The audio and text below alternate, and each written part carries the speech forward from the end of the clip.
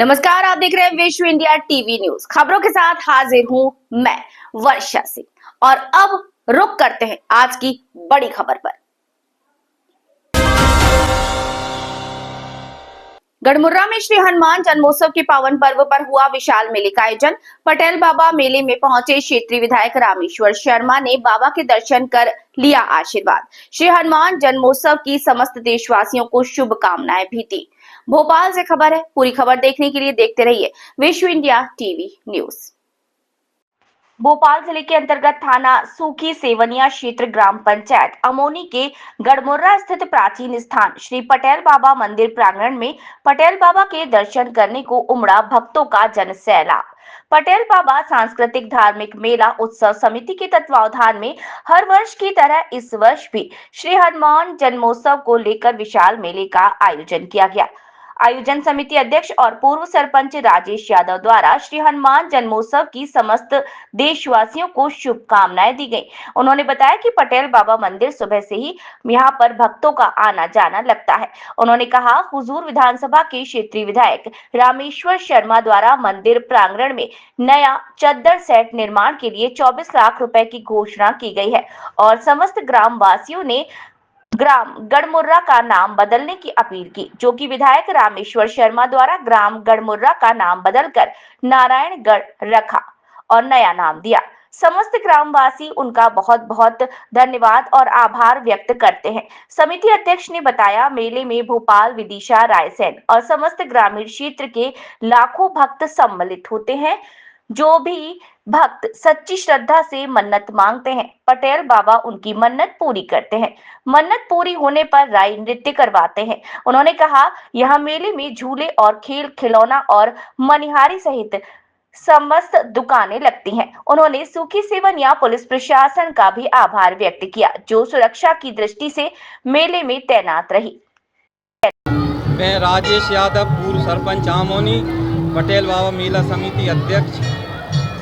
आज मेला की क्या व्यवस्था है? मेला की व्यवस्थाएं, मेला में दूर दूर से लोग आते हैं, तो मेला की व्यवस्थाएं एक दिन मतलब 12 तारीख को हनुमान जयंती है। हनुमान जयंती के एक दिन पूर्व संध्या से लोगों का आना जाना शुरू हो जाता है, तो दुकानों के लिए निर्धारित समय सब समिति के लोग एक दिन पूर्व से दुकानों को व्यवस्थित करते हैं और जहाँ राई नृत्य होता है, जिसकी मनोकामना पूरी होती है बाबा के यहाँ, तो राई नृत्य के लिए भी जगह सुरक्षित की जाती है। और पटेल बाबा मंदिर में दर्शन के लिए महिलाएं पुरुष के लिए अलग अलग लाइन व्यवस्था है। मंदिर में CCTV कैमरे लगे हुए हैं। वॉलेंटियर पुलिस प्रशासन की और समिति के सभी लोगों की व्यवस्था है कि यहाँ के जो मेले में श्रद्धालु आते हैं उनको किसी तरीके की कोई परेशानी ना हो।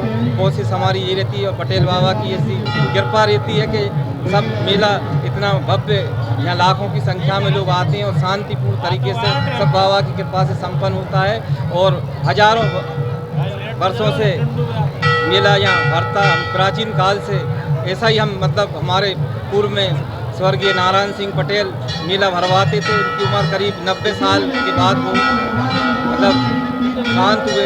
इसके बाद हम लोगों ने 25-30 साल हम लोगों को भी मेला ऐसा ही इतिहास सुना है कि हनुमान जयंती के दिन यहाँ पे भव्य 1 दिवसीय मेला लगता है। और मेला तो लगता है हनुमान जयंती के रोज, पर महाओं का महीना पड़ता है और बैसाख के महीने में भी लोग यहाँ मेले के रूप में आते हैं और बाबा सबकी मनोकामना पूर्ण करते हैं। राई नृत्य कराते हैं लोग, जिनकी मनोकामना पूर्ण होती है।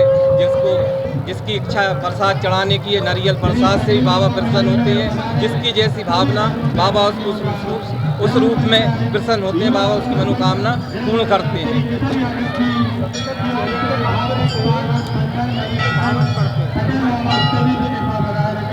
पर हम सभी को देशवासियों को शुभकामनाएं देते हैं। देश में एकता रहे, भाईचारा रहे और लोग खुश रहें, सबके जीवन में खुशियाँ रहें, देश में अमन चैन का वातावरण हो, सद्भावना हो, यही हम संदेश देते हैं। सबके जीवन में खुशियाँ रहें, सब परिवार सुखी रहें, गरीबी दूर हो लोगों की, और यही हमारी कामना है। लोग सनातन की ओर लोग ज़्यादा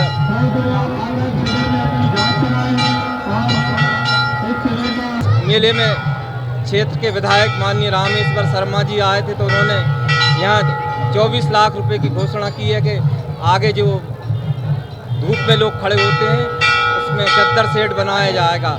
और इस गांव का नाम गढ़मुर्रा था, उन्होंने गांव के नाम की भी हम लोगों ने, गांव वालों ने मांग की तो उन्होंने नारायणगढ़ गढ़मुर्रा के नाम का नाम परिवर्तन करने का भी यहाँ घोषणा करके गए, तो हम उनका आभार व्यक्त करते हैं। चद्दर शेड के लिए उन्होंने 24 लाख रुपये दिए, इसके लिए उनका धन्यवाद। गाँव का नाम बदला और उसके लिए भी हम सब मेला समिति की ओर से, सभी ग्राम पंचायत की ओर से, हमारे सब साथियों की ओर से स्वागत करते हैं। गैलेक्सी अपार्टमेंट को मिली फिर से उड़ाने की धमकी, सलमान खान फिर हुए धमकी का शिकार। इस बार क्या हुआ, जानिए इस खबर में। देखते रहिए विश्व India TV news. Salman Khan की जान फिर से खतरे में, क्योंकि उनको मिल गई एक बार फिर धमकी। सलमान को घर में घुसकर मारेंगे, कार बम से उड़ा देंगे। गैलेक्सी अपार्टमेंट में हुई फायरिंग के साल भर बाद फिर से मिली धमकी, शिकायत हुई दर्ज। बॉलीवुड एक्टर सलमान खान को फिर एक बार जान से मारने की धमकी मिली। मुंबई के वर्ली स्थित ट्रांसपोर्ट डिपार्टमेंट में अज्ञात शख्स ने व्हाट्सएप मैसेज कर सलमान की कार को बम से उड़ाने की बात कही है। रविवार देर रात भेजे गए इस मैसेज में लिखा है, हम सलमान खान को घर में घुसकर मारेंगे। मुंबई की वर्ली पुलिस अज्ञात के खिलाफ भारतीय न्याय संहिता BNS की धारा 351(2) और 3 के तहत शिकायत दर्ज कर जांच शुरू कर चुकी है। पिछले साल 14 अप्रैल को सलमान खान के गैलेक्सी अपार्टमेंट में फायरिंग हुई थी। इस हमले की जिम्मेदारी लॉरेंस गैंग ने ली थी। इस केस में पुलिस ने 7 लोगों को गिरफ्तार किया था। इसमें से एक आरोपी ने खुदकुशी भी कर ली थी। 14 अप्रैल 2024 की फायरिंग की तस्वीरें भी सामने आई थी। लॉरेंस गैंग से लगातार मिल रही धमकियों पर सलमान खान ने कुछ समय पहले ही पहली बार चुप्पी तोड़ी और फिल्म सिकंदर की प्रेस मीट में एक्टर ने कहा था, भगवान अल्लाह ने जितनी उम्र लिखी होगी उतनी जरूर जिएंगे। सिक्योरिटी बढ़ाई जाने पर सलमान ने कहा, कभी कभी इतने लोगों के साथ चलना दिक्कत कर देता है। सलमान खान को Y+ कैटेगरी की सुरक्षा 24 घंटे 11 जवान साथ उनके रहते हैं। 2023 में लॉरेंस गैंग से धमकी मिलने के बाद ही सलमान की सुरक्षा बढ़ा दी गई थी। उन्हें महाराष्ट्र सरकार की तरफ से Y+ कैटेगरी की सुरक्षा भी प्राप्त हुई थी। गैलेक्सी अपार्टमेंट में हुई फायरिंग के बाद जनवरी में सलमान के अपार्टमेंट की बालकनी भी बुलेट प्रूफ कर दी गई थी। ठीक एक साल पहले 14 अप्रैल को सुबह करीब 5 बजे सलमान खान के गैलेक्सी अपार्टमेंट में फायरिंग हुई थी। बंदूक से 4 राउंड की फायरिंग सलमान खान के अपार्टमेंट में की गई थी और फिर कई नाम सामने आए, कार्रवाई हुई और एक बार फिर सलमान को मिली धमकी। शनिवार यानी 12 अप्रैल को सलमान खान एक इवेंट के सिलसिले में दिल्ली पहुंचे थे। इस दौरान उन्हें टाइट सिक्योरिटी में देखा गया। सलमान की सिक्योरिटी टीम के हेड शेरा ने संभाल रखी थी, जो कि काफी गुस्से में भी नजर आ रहे थे। सलमान ने धमकियों के बीच अपनी फिल्म सिकंदर की शूटिंग की थी और सिक्योरिटी के चलते उनके सेट पर भी सिक्योरिटी बढ़ा दी गई थी। बाबा सिद्दीकी से पहले सलमान को मारने की साजिश थी और शूटर ने पुलिस को बताया। एक्टर की सिक्योरिटी टाइट होने पर प्लान बदल दिया गया था। और भी खबरें हैं, लेकिन यहाँ पर सलमान को धमकी मिली है, जिसकी वजह से सलमान तो परेशानी में, टेंशन में है, साथ ही साथ देश भी चिंतित है। फिरोजाबाद से खबर है, जहां जज को ही ढूंढती रही पुलिस। फिरोजाबाद में लापरवाही की हद हो गई, कोर्ट ने उठाए सवाल। पूरा मामला जानिए, रोचक है। फिरोजाबाद में एक अजीबोगरीब और गंभीर लापरवाही का मामला सामने आया, जिसने पुलिस की कार्यप्रणाली पर सवालिया निशान खड़े कर दिए हैं। यहां उत्तर थाना पुलिस ने एक आरोपी के खिलाफ जारी गिरफ्तारी वारंट को तामील कराने के दौरान ऐसा कारनामा कर दिया कि पूरा मामला चर्चा का विषय बन गया। दरअसल अपर सिविल जज सीनियर डिवीजन फिरोजाबाद नगमा खान की अदालत में सरकार बनाम राजकुमार उर्फ पप्पू नामक एक चोरी के मामले की सुनवाई चल रही है। आरोपी राजकुमार कोटला रोड स्थित पीके मोंटेसरी स्कूल के पास का निवासी है और लंबे समय से गैर हाजिर चल रहा है। कई बार समन व वारंट जारी होने के बावजूद वो कोर्ट में पेश नहीं हुआ, जिसके बाद न्यायिक अधिकारी नगमा खान ने आरोपी की गिरफ्तारी और कुर्की की कार्यवाही का आदेश दिया। इस आदेश के अनुपालन में एसआई बनवारी लाल ने जो रिपोर्ट न्यायालय में पेश की, उसने सभी को हैरान कर दिया। रिपोर्ट में लिखा गया कि वारंट तामील कराने के लिए नगमा खान को उनके पते पर तलाशा गया, लेकिन वो उस पते पर नहीं मिली और इस नाम का कोई व्यक्ति वहां निवास नहीं करता। पुलिस द्वारा दर्ज की गई ये रिपोर्ट न्यायालय में प्रस्तुत होते ही खुद जज नगमा खान स्तब्ध रह गई। उन्होंने इसे ड्यूटी में घोर लापरवाही मानते हुए पुलिस की कार्यशैली पर कड़ा सवाल उठाया। न्यायालय ने इस मामले को गंभीरता से लेते हुए आईजी रेंज आगरा और एसएसपी फिरोजाबाद को पत्र लिखकर जवाब तलब किया है। मुकदमे की अगली सुनवाई 26 अप्रैल को निर्धारित की गई है। इस संबंध में एसपी सिटी रविशंकर प्रसाद ने बताया कि माननीय न्यायालय द्वारा अभियुक्त राजकुमार पुत्र गणेशी लाल निवासी पीके मॉन्टेसरी स्कूल के पास थाना उत्तर जनपद फिरोजाबाद का एनबीडब्ल्यू वारंट जारी किया गया था, जिसे उप निरीक्षक बनवारी लाल थाना उत्तर द्वारा तामील किया गया था।